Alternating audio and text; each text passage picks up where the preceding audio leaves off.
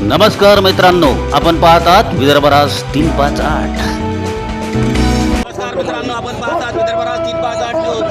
आज आपण आलेले आहोत नाशिक येथे आज भव्य लॉंग मार्चचं आयोजन करण्यात आलेलं आहे आणि हा लॉंग मार्च परभणीवरून डायरेक्ट मुंबईला मंत्रालयात जाणार आहे. या लॉंग मार्चमध्ये एका कार्यकर्त्याकडे आम्ही बघितलं तेव्हा त्याच्या हाताला दुखापत दिसली.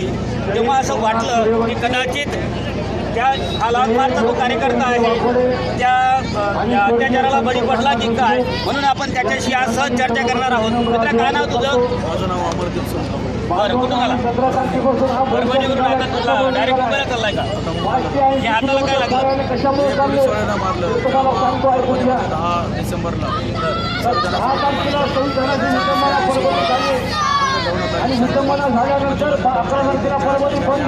सर्वांना कोंबीन एका पोराला पोलीसवाले वाकोडे साहेब गेले, सूर्यवंशी गेले. आता तुला काय वाटते, हा जो लॉंग मार्च आपण काढलेला आहे, आशा आहे की न्याय भेटेल? आशा तर नाही की मला ह्या फडणवीस सरकारने न्याय भेटेल. जर आम्हाला मुंबई मंत्रालयात तर आम्ही जोपर्यंत आम्हाला या लॉंग मार्चला मला सांग, या लॉंग मार्चला जनतेचा प्रतिसाद आम्ही आलो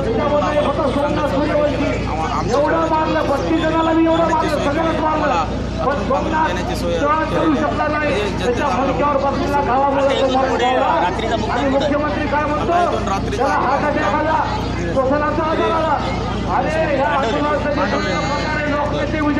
तर कोम्बिंग ऑपरेशनमध्ये ज्याला मारहाण झाली त्या कोम्बिंग ऑपरेशनमधला एक हात करून परभणीवरून थेट मुंबईला मंत्रालयात निघाला आहे.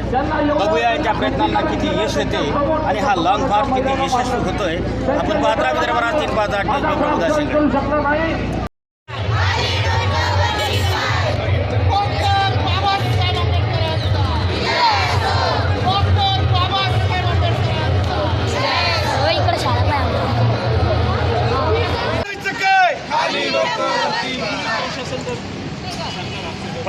पूज्य डॉक्टर बाबासाहेब आंबेडकरांचा, पूज्य डॉक्टर बाबासाहेब आंबेडकरांचा, आमदार रमाईचा, आमदार रमाईचा, छत्रपती शिवाजी महाराजांचा, महात्मा ज्योतिबा फुलेंचा, छत्रपती संभाजी महाराजांचा, छत्रपती शाहू महाराजांचा, लोकशाहीर अण्णाभाऊ साठेंचा.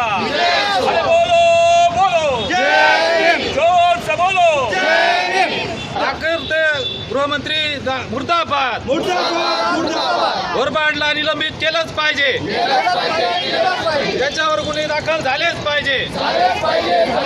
देवेंद्र फडणवीस मुर्दाबाद, डॉक्टर बाबासाहेब आंबेडकरांचा बोलो बोलो.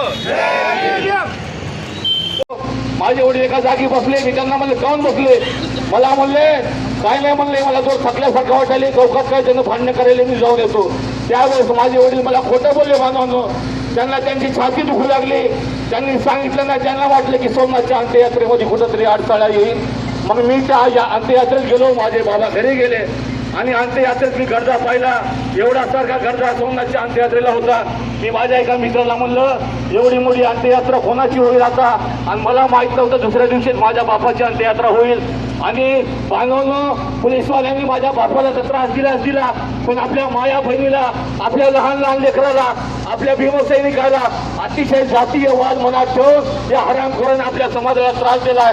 32 दिवस आम्ही आंदोलन केलं, एकही फार वफा लोक अधिकारी आला नाही. त्याच्यामुळे 17 तारखेला आम्ही लॉंग मार्च काढलाय बांधवांनो. हे 12 पोलीसवाले, ज्या 12 पोलीसवाल्यांना आपल्या समाजावर अन्याय अत्याचार केलाय, त्या 12च्या जोपर्यंत सर्व्हिसमधून रिमूव्ह करत नाही तोपर्यंत आशिष वाकोडे शांत बसणार आहे बांधवांनो. माझ्या बापानं सुरू केलेलं आंदोलन मी जोपर्यंत संपवणार नाही तोपर्यंत मी शांत बसणार नाही. माझ्या बापाला जाऊन दीडच महिना झालाय. 1.5 महिन्यापासून रस्त्यावर आहे. मी काही नेता बनायला आलो नाही. माझ्या समाजाला न्याय द्यायला आलो, माझ्या परभणीला न्याय द्यायला आलो. कारण आंदोलन बापानं सुरू केलं.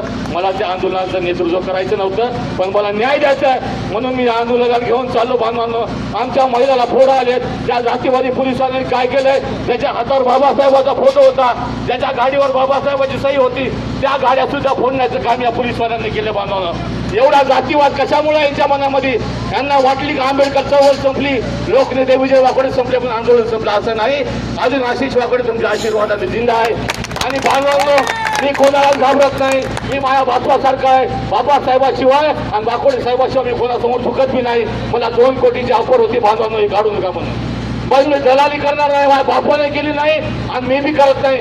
अतिशय प्रामाणिकपणे आंदोलन करायचं. मला तुमच्या सगळ्यांची साथ पाहिजे. तुम्हाला माझं एवढंच आव्हान आहे की या लॉंग मार्च मध्ये सामील व्हा. मुंबईपर्यंत यायचं तर या, नाही तर पुढच्या पॉईंटला या आणि 18 तारखेला मुंबईला या. मुंबई जाम करायची, देवेंद्र फडणवीसच्या उरावर बसायचं, न्याय घेऊन यायचं. बांधवांनो, एवढंच तुम्हाला बोलतो आणि थांबतो. क्रांतिकारी जय हो.